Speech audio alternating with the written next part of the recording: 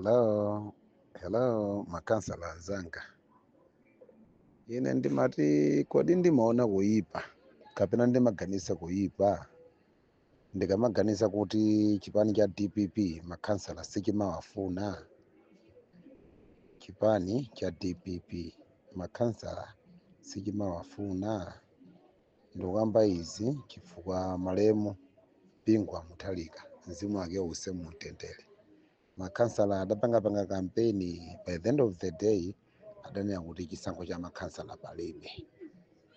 Zinatengera Joyce Banda kuvomereza makansala ndi kubwerapo. Ulendowu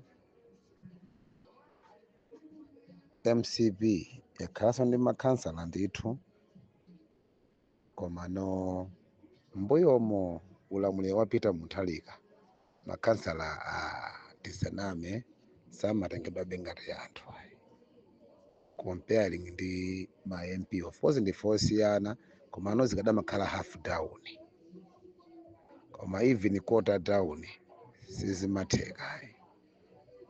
Ulamuliro wa MCP ndesinga unene kwenikweni mmene makansala anasamalidwira, komano ine ndinali kansala ulamuliro wa DPP wa 2014 to 2019 maonere wa MCP sinaone. Mwina yena amene anasamalidwa ulamuliro wa MCP mwina it's another way round, mwina akhoza kufotokoza zimene anaziona. Malumbiritsidwe nthawiso ya DPP iyo analiso ovutira anachedwaso zedi. Ulendo wa MCP ubolani. Ulendo uno zikuchitikazi ndi zanyuwani timachedwa inde koma sitichedwa chonchi. Ndepa kuti lamulo lilipo loti pasadutse miyezi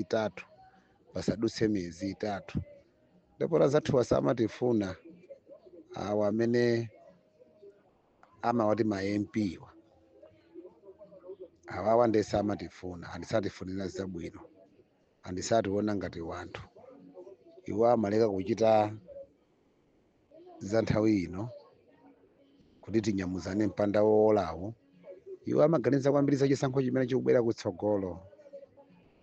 Etu ndi tsiku lolumbira ndesili kudziwika andi kunjaku nkwamvula pompano tizilima enafe ndi alimi zosayendayi.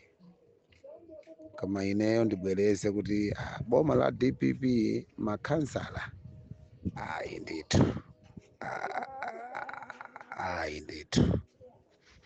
mwina ndimaona uyipa mundithandiza kapena titi dziko la Malawi makansala ndithu zilampira kuchitika kuti makansala amachita kampeni kumaononga ndalama zawo nkupambana koma nkumachitidwa treat ngati chair wa ADC. Kumeneko kunali kudandaula kwa mkulu wina amene akuti anakhalapo kansala, ndipo iwowa amadandaula kunena kuti chipani cha Democratic Progressive Party chikuoneka kuti sichimalemekeza ntchito ya makansala. Ndi mwanzipera nokha Malawi timati mutuza tsopano maganizo anu in the comment section below pompano pa Nyasa Voice Box.